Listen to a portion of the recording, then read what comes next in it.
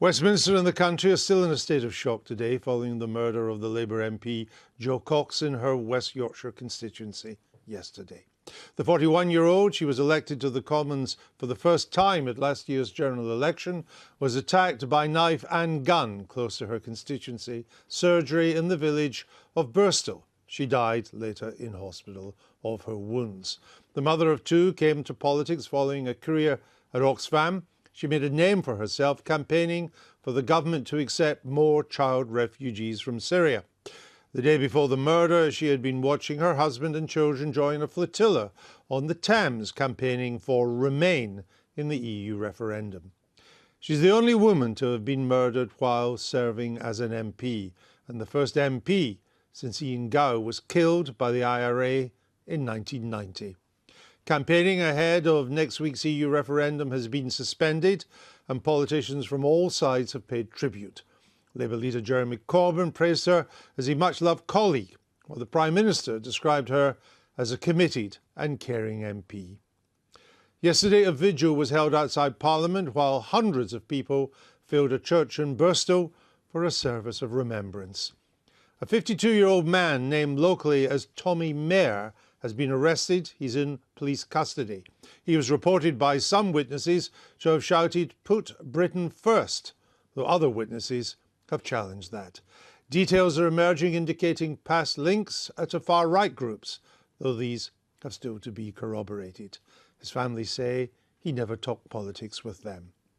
Well, a short while ago, I spoke to our correspondent in Birstall, Fiona Trott.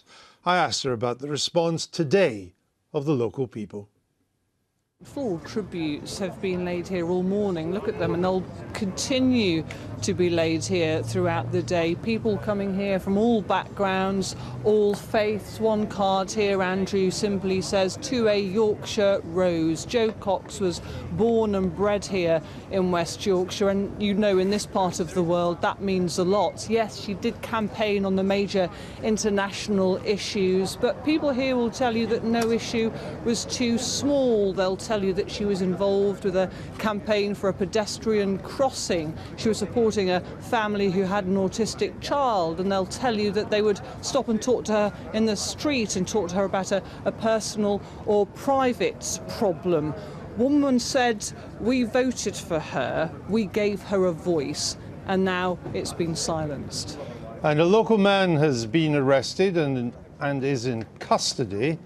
What do we know about him? He's a 52-year-old man. He's been named locally as Tommy Mayer. That hasn't been confirmed by West Yorkshire Police, but we're learning a little bit more about him. He lived here in the village of Birstall for about 30 years. He lived alone. He did local jobs for local people. There are reports of family members saying that he had mental health issues that they were dealt with. Again, something that has not been confirmed by West Yorkshire Police. But here on the ground, the investigation is still very much continuing. This morning, officers have been out carrying out a fingertip search outside the library where Jo Cox was stabbed and shot yesterday. This huge police cordon around the heart of Birstall, the market square, hasn't moved overnight.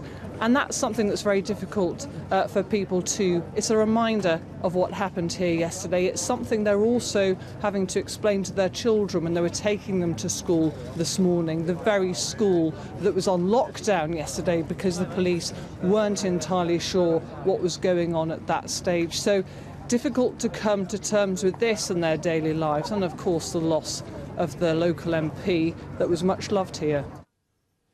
Well, that's the latest from Birstall, the scene of the crime.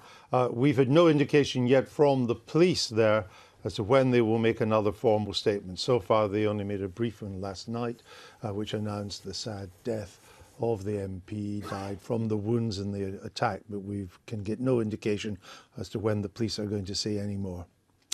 Well, as we said, tributes to Jo Cox have been made by politicians of all parties here. We're expecting to hear from Labour leader Jeremy Corbyn again in the next hour. But her death has also made a big impact around the world. This has been a major international news story.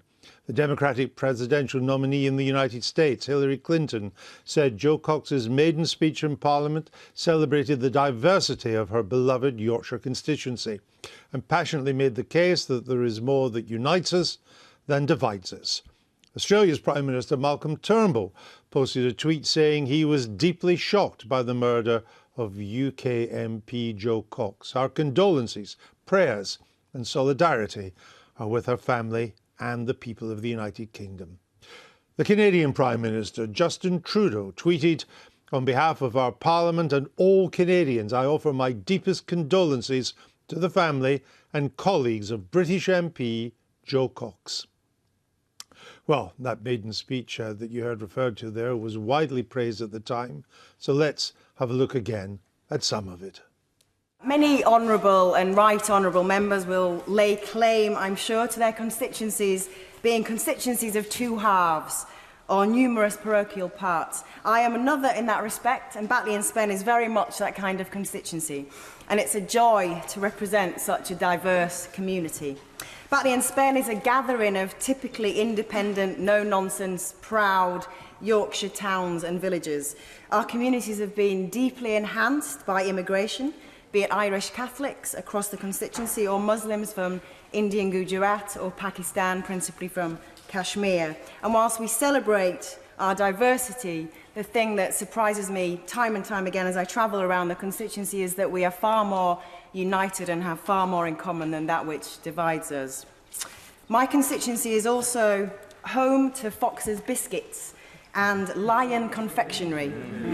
So I'm sure you will not think it an indulgence, Mr. Speaker, if I describe Batley and Spen as a constituency with an industrial heart wrapped in a very rich and pleasant Yorkshire landscape, geographical, historical and cultural. The spirit of nonconformity is as prevalent now in my part of West Yorkshire as it was in the time of my two immediate predecessors, Mike Wood and Elizabeth Peacock. They were both known for their own brand of independent, non-conformist service, albeit in very different ways. And I intend to maintain that established tradition in my own unique style.